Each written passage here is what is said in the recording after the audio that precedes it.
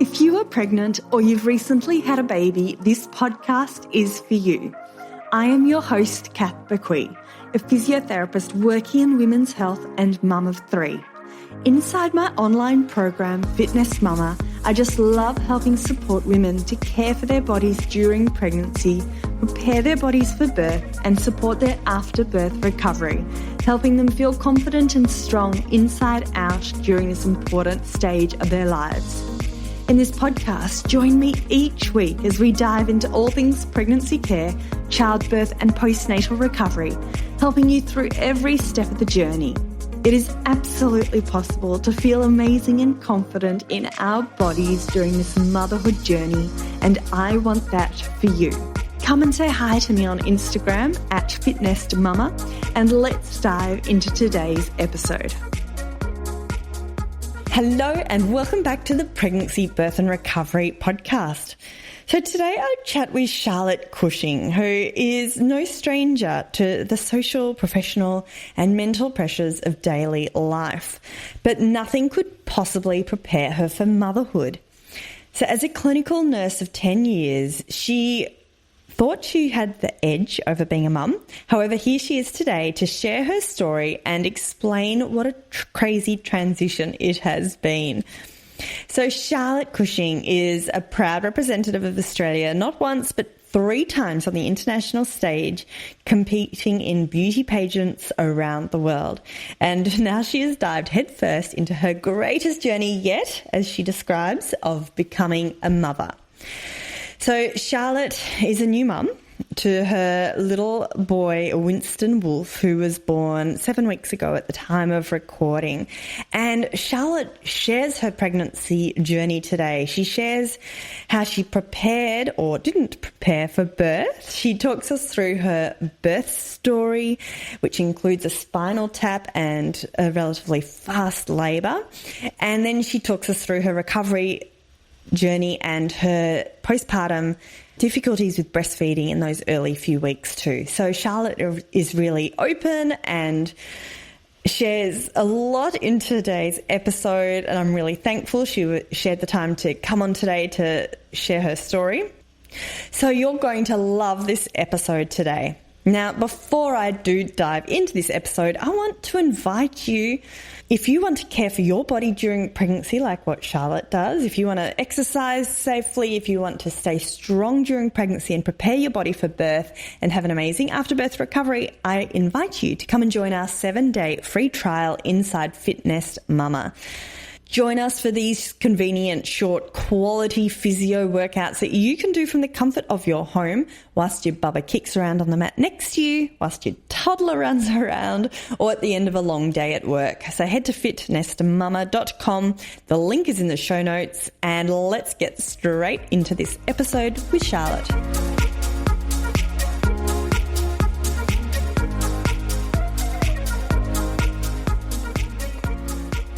Charlotte, thank you so much for joining me today on the Pregnancy, Birth and Recovery podcast. Thank you so much. I'm so excited to be here. At the moment, you're snuggling up with little Winston, who is 7 weeks old. Yes, he is. He's growing faster than I can keep up. So deciding that he wants to be incredibly clingy this week, had his vaccination. So just wants to be with mum all the time. So I'm not mad about it. It's actually really, really cute.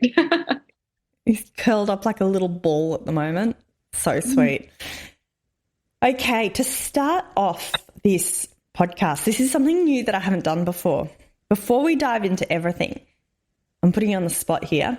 I want one word to describe your pregnancy experience. I want one word to describe your birth experience, and one word to describe your recovery experience.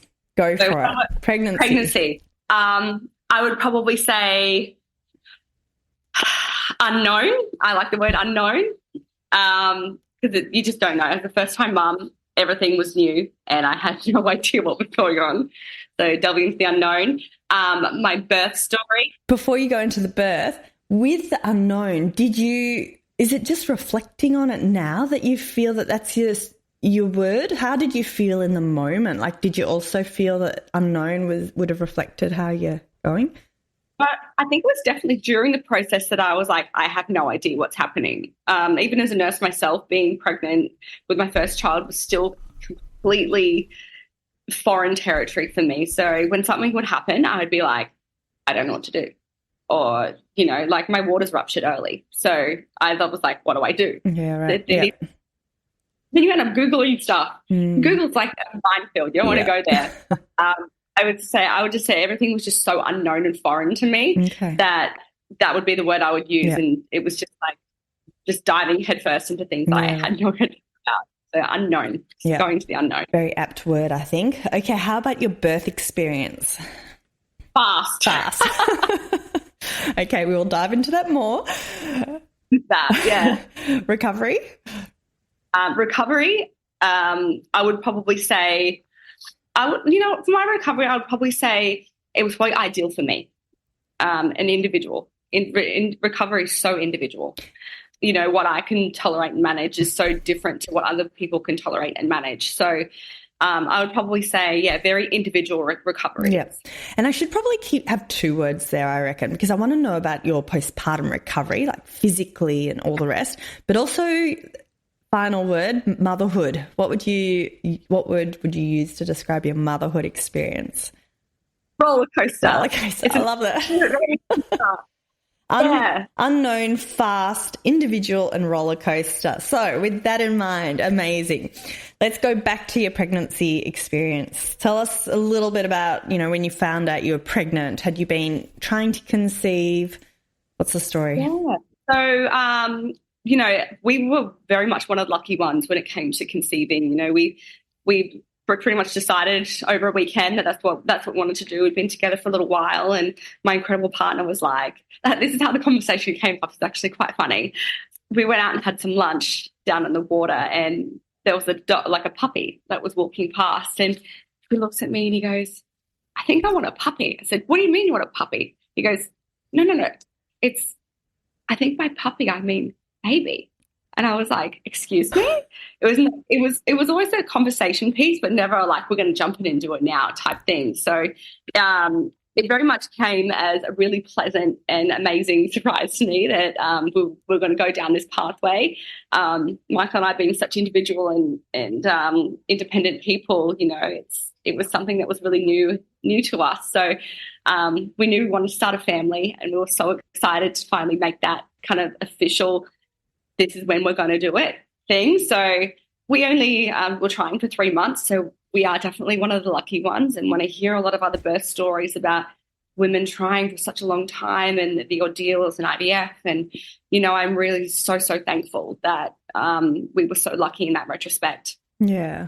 So 3 months is what it took. And when I found out when I was pregnant, Michael was actually over in Melbourne on a work trip. And I took the test with drinking a boost juice. I was so blasé about the whole thing. I really didn't think it would happen this quickly. And I sat the test on my bathroom sink, and I finished my boost juice, and I came back and I think I almost spat it out over the bench. And then to my surprise, it was positive. And I had to I didn't want to tell Michael over the phone. It's definitely a face-to-face conversation and something that's really pivotal in someone's life. So I had to wait 2 days until he got home, and every time he would call me, I would be like, everything's fine. It's great. So when he finally got home, I put it in this box with beautiful cellophane and tissue paper and all really cute, really something really simple. And I said, you're going to want to sit down for this one. He goes, what, am I getting a present? And I was like, yeah, you're getting a present. And I put the box in front of him, and he opened it, and he literally just he was speechless. And we hugged for what seems like an eternity, and we just held each other. And it was just a really, really special moment. So I'm glad that we did that. And it was a moment that was just for me and Michael. Yeah. So that's how we started him. And I know you are both in the public eye. At what stage did you announce it to everyone? So to family, we pretty much told family straight away. So at that point, I was 5 weeks. It's very hard to hide your pregnancy when you I would have a glass of wine with dinner. And when I start turning that down, people start asking questions. So we couldn't kind of hide it from my family. And to be honest, we were just so excited and over the moon that we got this incredible news to tell everyone, and we couldn't keep our mouths shut. So family found out straight away, and publicly, obviously, we wanted to play it safe until about 13 weeks. So we had like a 12, 13-week scan and got the confirmation that everything was amazing. And that's when we decided to tell the rest of the world, which was obviously received really, really beautifully. So yeah, lovely. And you were doing, and correct me if I'm wrong, but you were doing a bit of travel, I assume, with work before you had Winston? Yeah. So, everyone's got like hobbies and interests and things that they love to do. So I was actually, I've represented Australia 3 times on the international pageant stage. So it's been a whirlwind of a life, and it does put you in the spotlight. So I was doing a bit of traveling for that.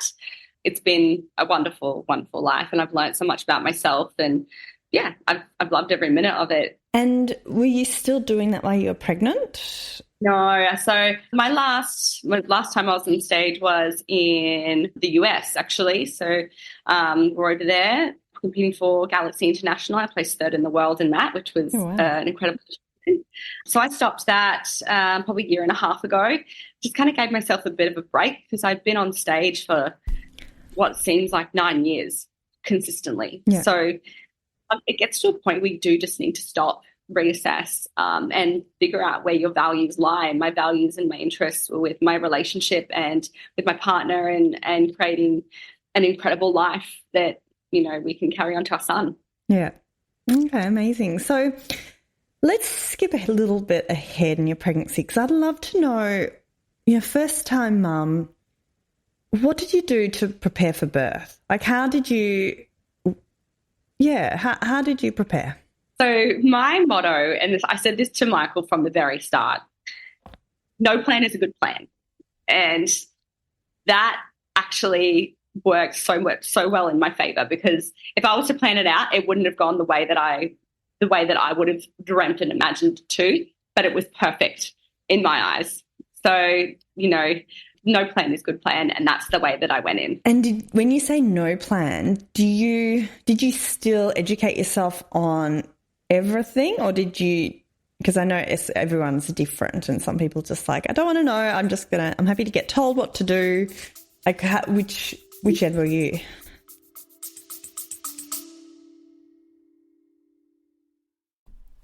This episode is proudly brought to you by Solidea, providing all of your pregnancy and recovery support needs. Solidea's maternity range supports your changing body throughout your pregnancy and the postpartum period. The proven compression and patented fabric helps to reduce back and pelvic joint pain, swelling and varicose veins, and it's safe and effective following vaginal and caesarean section deliveries. Solidea improves recovery from episiotomies, tears, hematomas, and after caesarean births.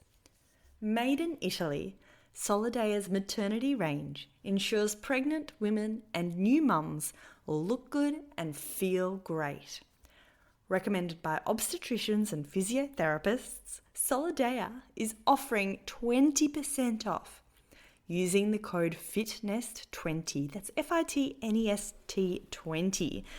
So if you're in the market for some new support wear for pregnancy or postpartum, definitely go and check them out with the code FITNEST20 for 20% off. So visit www.solidea, that's solidea.com.au, and check them out for yourself, and the link is in the show notes.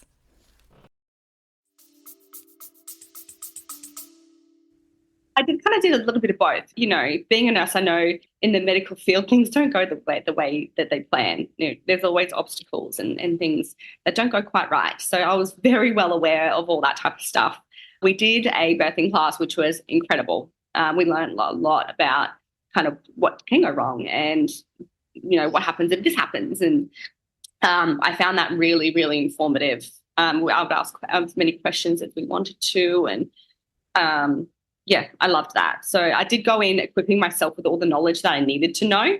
Yeah. But I was also very well aware that things don't go to plan. And I was also open to the things that open to medically, if they need to do something, I was on board. Yeah. And in terms of considering I'm a physio and this is a pregnancy, birth and recovery podcast, how did you look after your body during pregnancy? Like, how did you support your body as it was going through all these changes and as you were preparing for birth? Yeah. Look, I'm a very active person. Like, I run 15K for fun. So my lead up into pregnancy, I was always really fit and active and healthy and really cared about kind of my appearance and really put my body on the line. I've really pushed it to its limits when it comes to health and fitness. So I think that really played a part in my pregnancy and also my postpartum recovery as well. Can I dig into that a little bit more, Charlotte?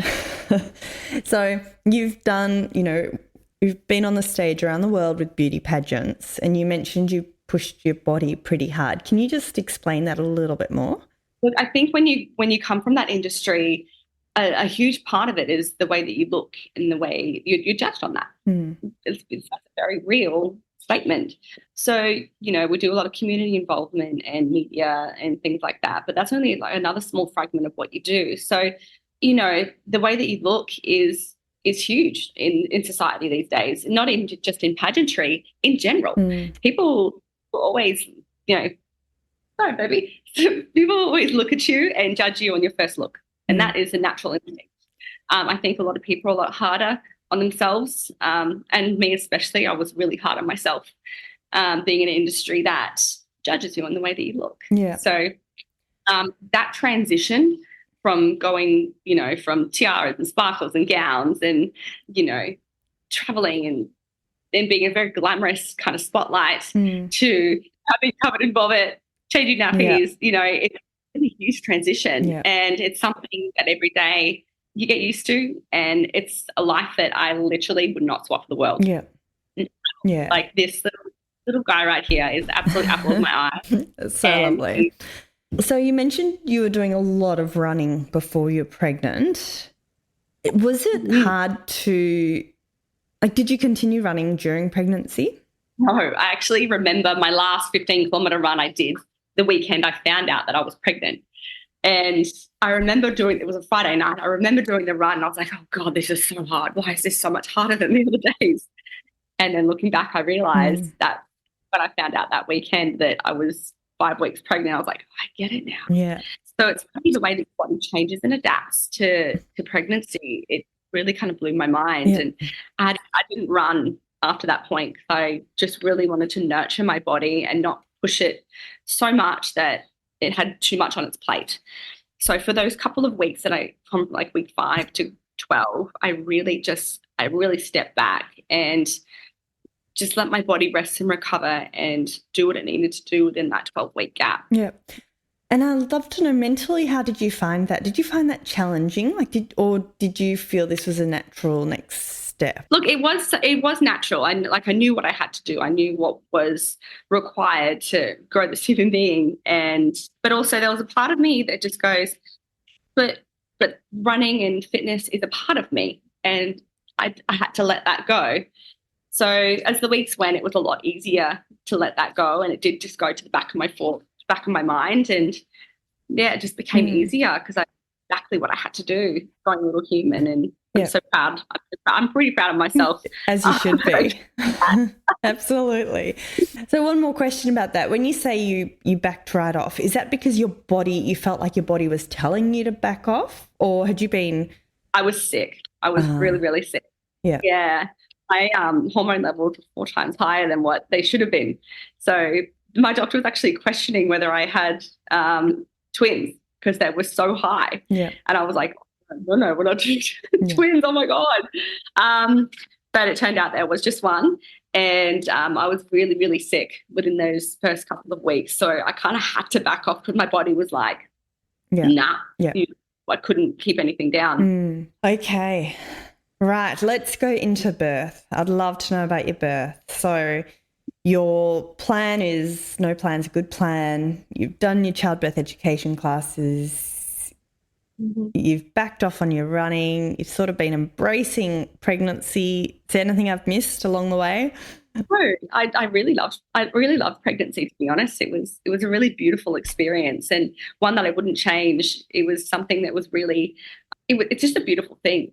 Like being pregnant is just, it's empowering, knowing that you can grow another human being. I loved that. But my birth story, as I told you previously, my waters actually broke at 36 weeks.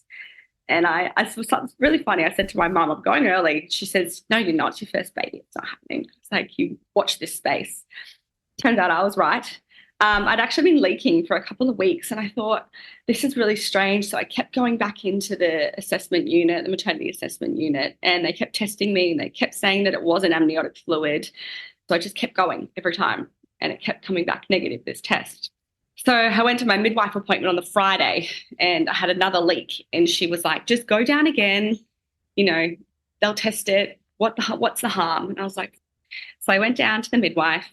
They tested me again. It was negative. So I went home, and then on Saturday I did some work with my partner. And when I got home, I had another gush of fluid, but it was pink this time. And I was like, you can't tell me that this is not amniotic fluid now. So I sat on it for a little bit because I thought they're just going to tell me to go home again. I don't want to waste their time. And you go into your nurse brain where you go, well, my leg's not falling off, so it's fine. So I left it until like 9 o'clock that night. And Michael was like, let's just get in the car. We'll go get it tested. Even if they say that it's not amniotic fluid, we can just come home and we'll just keep monitoring. And I was like, okay, I'll get in the car. They dragged me into the car, and we do the test. And it was the same nurse that did the test the previous night. She goes, I'm not expecting it to be positive. I said, well, let's just do it. Let's just cross our T's, dot our I's.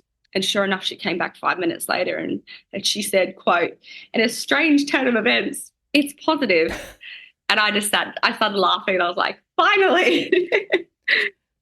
She was actually a little bit shocked herself, I think. So they ended up admitting me. They admitted me on the Saturday night. And of course, the treatment plan for that is they've got to put you on antibiotics, IV and oral 4 times a day to prevent internal infection because you ruptured your waters early. So I was on antibiotics. Saturday was fine. I was just having my normal Braxton Hicks, which I get like probably 10 to 12 times a day. Saturday was fine. Nothing happened. Sunday morning rolled around, and it was about 10 o'clock in the morning, and I'd just gone to the bathroom. As I was walking out of the bathroom, all of a sudden my waters just spontaneously broke. And it was exactly like the movies, I swear, where it like literally just, it's like a waterfall and you can't stop it. And I literally thought that was just a movie thing, and it's not. Where were you standing at the time? Luckily, I was still at the bathroom door in the hospital, and it was on the tiles. So I was like, but I screamed out the door. I was like, Michael! And he's like, what? What's going on? I said, call a midwife. Obviously, I have no idea what's going on still. I know it's my waters, but I don't know what to do. I'm frozen stiff in the bathroom door, and Michael's going, I don't know what to do either. I just call the midwife. The midwife comes in. She goes, oh, well, look at that. Your waters are broken. I said, yeah, no way. You don't think? So anyway, yeah. So my waters broke. I had a family come sit with me during the day, and like nothing happened. Of course, you sit in this phase of your labour for a little while. I just didn't know how long that it was going to be. So that was at 10 o'clock. And nothing really happened until about 5:30 that afternoon. And I got my first contraction. It was like really bearable. And I was like, oh, is that it? That's it? I can do this. This is easy. How wrong I was. So my contractions started at 5:30 in the afternoon. They started about 25 minutes apart, very bearable and manageable. And then very, very quickly, they ramped very quickly to the point where the midwife came in. She's like, you are 6.5 centimetres. I was screaming in pain by that time. That took 2.5 hours to get me from 0 to 6.5. I was still up in the ward at that time. Technically, they usually take you down into the birthing suites at around 3 to 4 centimetres, and I was 6.5. So exactly like the movies again. They were wheeling me through the ward hallways, and I'm screaming at the top of my lungs. The pain just comes over you and it hits you like an absolute steam train. So yeah, I think I had like 4 midwives and 3 obstetricians trying to get me down there really, really quickly because it was just progressing so fast. So by the time I got down there, it was about 9:30 at night, and yeah, by the time from the ward to the birthing suite, I'd gone another like 2.5, 3 centimeters in that time. Like he was waiting. I've gone from 6 to like 9 by the time I'd gotten down there, and that's like a 2-minute walk, 2-minute stroll. So very, very fast. I sat in full dilation and pushing for maybe like an hour and a half, 2 hours. And then I did it all pain-free, which was something that I didn't think I could ever do. And it got to me. And talk us through that. Like, how were you feeling when they said time to start pushing? Well, I was like, what now? Wait, are we ready? Like, do you feel like you need to push? Because there's this feeling that you get where you go, I've got to do something. Again, not knowing what that feeling was, I was just like, I think so. And you've just got to go with this kind of like womanly gut instinct that you're like, I'm going to give this a go. Like, I think that's the feeling that they're talking about. So I started pushing, and my contractions were like every minute, every 2 minutes, I would say. And I started to get kind of really exhausted after about 2 hours. And I could feel that kind of pressure and that tensing. So that was all well and good. And I thought I was doing a good job. And it got to the last probably 5 minutes of my labour, and my body started to go into shock. Now, I started convulsing, and I literally couldn't stop my body from shaking from this incredible amount of pain that had come on so quickly. And it got to the point where I literally couldn't push anymore. My body was not letting me do it because my shaking and my shock was so bad, it wouldn't let me. So I looked at Michael and I was like, we need to get the anesthesiologist in here like now. And he's like, well, what do you want? And I was like, I want a spinal tap. So knowing that spinal taps only last a really short amount of time and they work really, really quickly, I knew that's exactly what I needed because like there's no way I could have got him out otherwise. Then anesthesiologist came around, and it took 6 attempts in my back because my convulsions were so bad and my contractions were so strong that I just couldn't sit still. So after the 6th attempt, we finally got it in, and I had him out in 1 push, and that was it.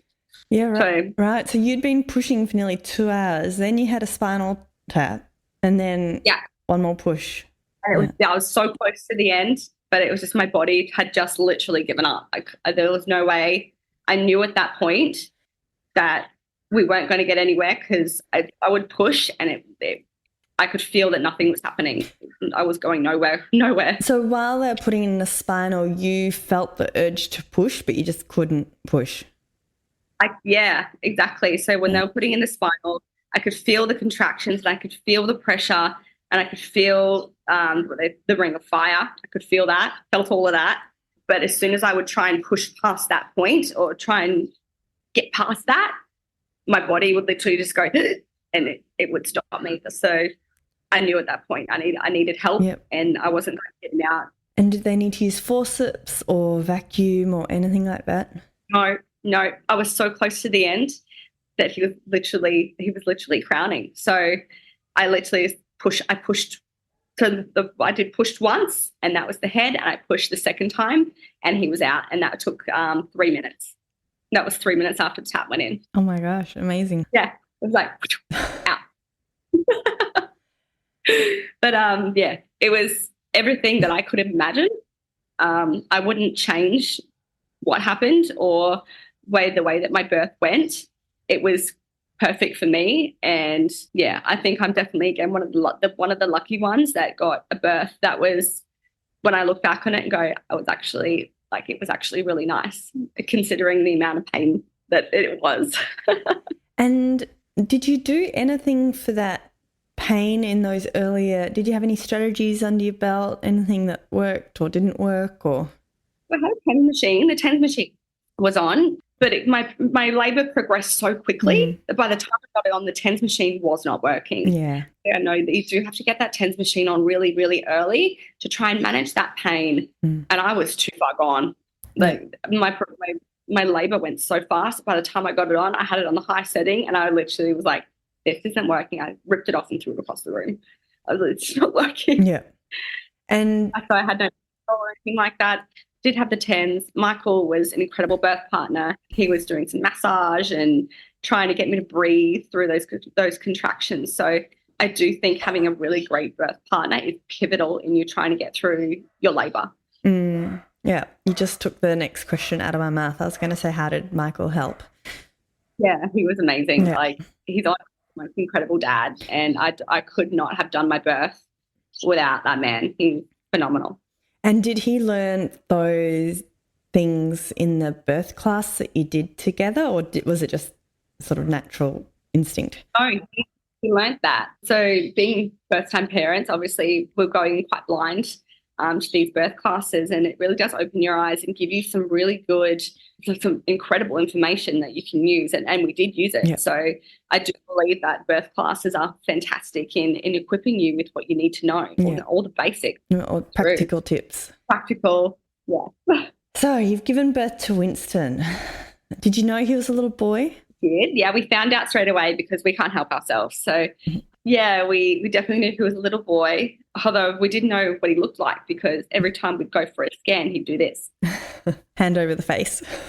Hand over the face. And he was so active in the womb that every time we'd go get a 3D or a 4D, he would literally just be rolling around in circles, like an acrobat. And they could never get him to sit still. So the big surprise for us is, what the hell did he look like?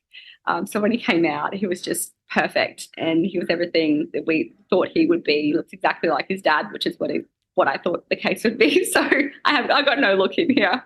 It's all Michael. Beautiful. And did they pop him straight onto your chest? So I do believe that first practice, is putting him straight onto your chest and letting him suckle straight away. So I was prepared for that, but again, no idea about breastfeeding. Breastfeeding is such a minefield for a new mum, and that's probably the thing that was most daunting. Like every baby's different. You don't know if they're going to have a tongue tie, or whether they're, if your nipples are good enough. You don't know how much milk you have because, no one's got a X-ray vision to see how much is in there. So that's what I found probably the hardest thing becoming a mum is breastfeeding. They put him on my chest straight away.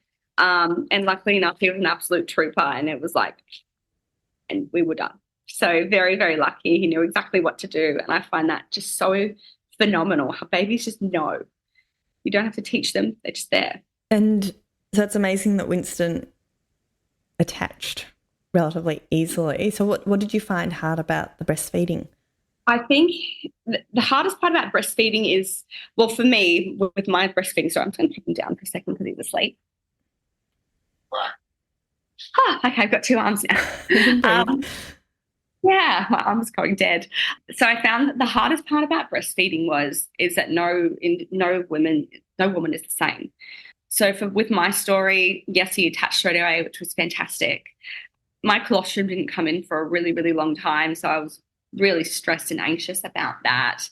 And then, I was in the hospital and I'm trying to feed him, and he's just in fits of not discomfort, just fits of like, I'm hungry. And being a first-time mum, all the cries mean something different, and this particular cry just kept happening, and I'm going, what am I doing wrong? Like, I'm feeding you, you're suckling. Why can't I give you what you need? And that was the hardest part, is emotionally just not thinking that you just can't satisfy your child. And that ripped me to pieces. And poor Michael would just literally sit there and watch me cry because I was like, I'm a terrible mum, and why can't I do this? And no one really educates you on how long that progress takes to feed your child adequately in those first couple of days when your milk's coming through. And that was really, really hard. So did you have colostrum at all? Yeah, I had a little bit, but it wasn't enough to even collect. And I even said to Michael, I was like, should I be getting this? Like, am I not working? What's going on? And again, everyone's really different. I just didn't have enough to collect. So I was just kind of a late bloomer, I guess, in that retrospect, but it did come through. It just took probably I would probably say 4 or 5 days. Mm. And we were doing like 50-50 feeds just to try and get him settled and full. And that was probably one of part of my postpartum plan that I really wanted to do, was to breastfeed. Yeah. And I couldn't do it. Yeah. And that broke my heart. Yeah, okay. And when you say you're doing 50-50 feed, do you mean you were feeding first and then you're topping up? So yeah, that's what they recommend. So I was feeding first and getting out what I could, and then doing a bottle feed thereafter, and he would just take what he needed. So the midwives were fantastic in teaching me that. Yeah. And can I say the midwives in hospital are fantastic? Yeah. Like when you're postpartum, you have no idea what you're doing. These women are like these incredible baskets of knowledge, and they all have something really different to offer. And luckily my midwives were great, and they had different things that they could contribute to what I needed to know. Yeah, lovely. So you mentioned the breastfeeding was probably one of the hardest parts. Absolutely. How did that impact the first week or two, and what's changed in that time? Hormones all over the place. You feel guilty because you can't give your baby what they require with your breast milk. It was really rough the first 2 weeks. And on top of that, you're sleep deprived, they're crying, and you're trying to figure it out. And like I said, that's the hardest part. It's just, trying to navigate breastfeeding in between all of that. And has it settled down now? Yeah, 6 weeks, 7 weeks? Yeah, everything is fine now. So it just takes time. And it's a lot easier now. It does get easier. And that's what I want to tell other mums, is that yes, it does. It starts rough. Mm. You're not perfect at the start. And it's very rare that you do get a case that a mum's like rip roaring ready to go from the beginning. Oh my God, 11 years later, you're still not perfect. There's no such thing. I'm learning. There's no such thing as a perfect mum. And are you still doing the 50-50 sort of? Oh, cool. You missed the birth story. Yeah. Yeah, are you still doing the supplemental feeding? No, we're not. So we're fully exclusively breastfed now. So was really happy about that. It probably took a good week for that to settle, but it just takes time. And that's, again, something that no one tells you. No one educates you on the fact that, you're not going to be perfect straight up. And there was lots of learning happening that week. Yeah, but that's amazing. Like 1 week to go from supplemental feeding to fully feeding. I assume that's quite rare. I'm not sure, but again, I don't know what's We'll have to get a lactation consultant on and ask her. Google it. But it's amazing. Yeah. Last question. I'd love to know about your recovery.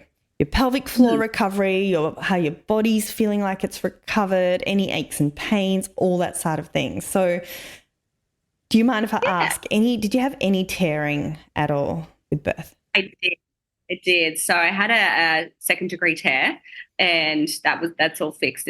She did a great job. So I'm very happy with that. I had no issues with that tear at all. Again, I consider myself really lucky in my postpartum recovery. I'm actually really shocked with the way that my body's kind of bounced back. And I really, really attribute that to how I was before pregnancy, during pregnancy. I think it really contributed to my recovery. Yeah. Even when I was pregnant, I was in the gym. Like I was in the gym 2 days before Winston was born. And so I was just doing really light weights, lots of walking. I put it on an incline, so I got my heart rate up a little bit. I always tried to look after my body, knowing it's the only one that I had, and it had this huge journey ahead of it. So I really tried to nourish it and look after it and give it what it needed to make sure that my postpartum recovery was a lot smoother. So I really attributed that kind of keeping moving throughout that time to my really smooth postpartum recovery. And I was a nurse working full time as well at that time. Like I would track 10 to 12,000 steps a day around the ward. So I think that my work really helped me with that as well. Yeah. Very, very. And for those listening, you've mentioned two things there, which it's good to reflect on. One of the best indicators for postpartum recovery is actually staying fit and strong during pregnancy, if at all possible. And that's why I'm always chatting about if we've got pelvic girdle pain or if we're feeling fatigued, like how do we still nourish our body to help with our postpartum recovery experience.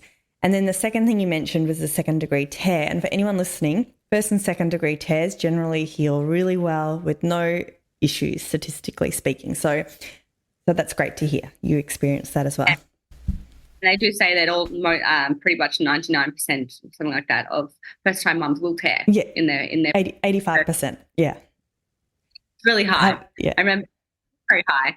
So I was expecting that, and that was something that, again, so happy to deal with that at the time. But like I said, I recovered really, really well from that, and again, kind of shocked myself with how quickly my body kind of bounced back, given so active and fit during and throughout my pregnancy.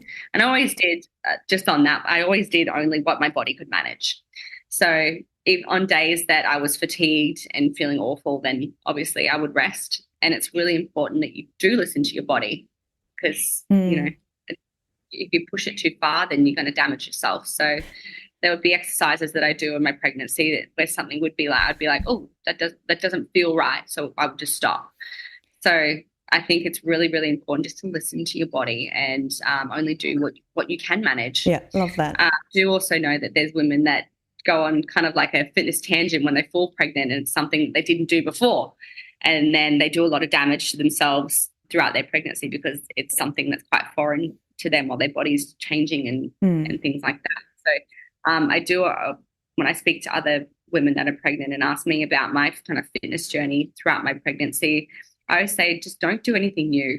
You know, try and stick with what you know, and that's probably the best advice that I could give. Yeah, no, agree with that. Unless it's pelvic floor and core and Pilates, that's totally safe to start new with pregnancy.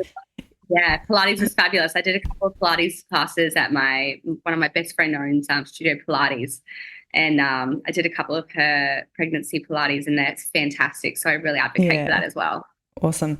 I've got two final questions. Being the pelvic floor physio, I have to ask, have you been doing your pelvic floor and core since having a baby? You're still early days, but have you been doing anything? Yeah, I have. So part of my postpartum as well is doing that. But I'm actually really proud to say that I did my first run last week, and I was really excited. I've recovered really well. Like, I actually haven't had a single problem, and like nothing. And I was expecting worse. I think when you postpartum recovery journey, but I had nothing. Okay. And again, I'm just going. I did work for and plan for a really good recovery, because I did set kind of that foundation, the groundwork during my pregnancy. So I would probably say that I've adapted really well and listened to my body and only done what I could manage, and I've done it slowly. And I think that's been a real credit to my recovery. Amazing. So, final question.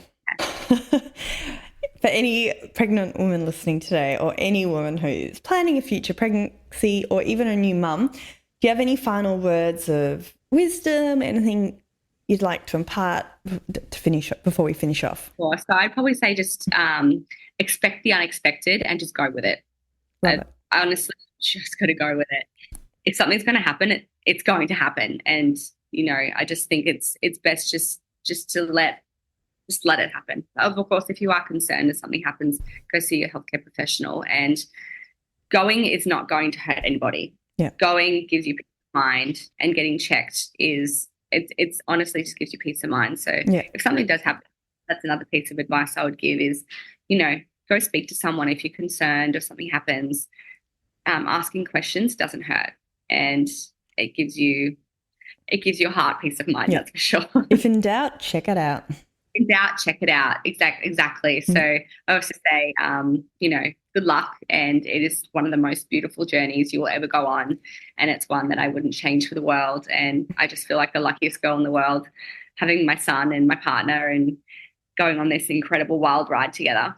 So lovely to hear. Thank you so much for sharing your story with us today. Thank you for having me. We'll catch you soon. And before I sign off, remember my team and I will be putting together the show notes for this episode with all the links at fitnessmama.com/podcast. That's it, ladies. Have a fabulous day, and I look forward to you joining me next week for another episode of the Pregnancy, Birth and Recovery podcast. Thanks for listening to the Fitness Mama podcast, brought to you by the Fitness Mama freebies found at www.fitnessmama.com/free. So please take a few seconds to leave a review, subscribe so you don't miss an episode, and be sure to take a screenshot of this podcast, upload it to your social media, and tag me at Fitness Mama so I can give you a shout out too. Until next time, remember, an active pregnancy, confident childbirth, and strong postnatal recovery is something that you deserve. Remember our disclaimer: materials and contents in this podcast are intended as general information only and shouldn't substitute any medical advice, diagnosis, or treatment. I'll see you soon.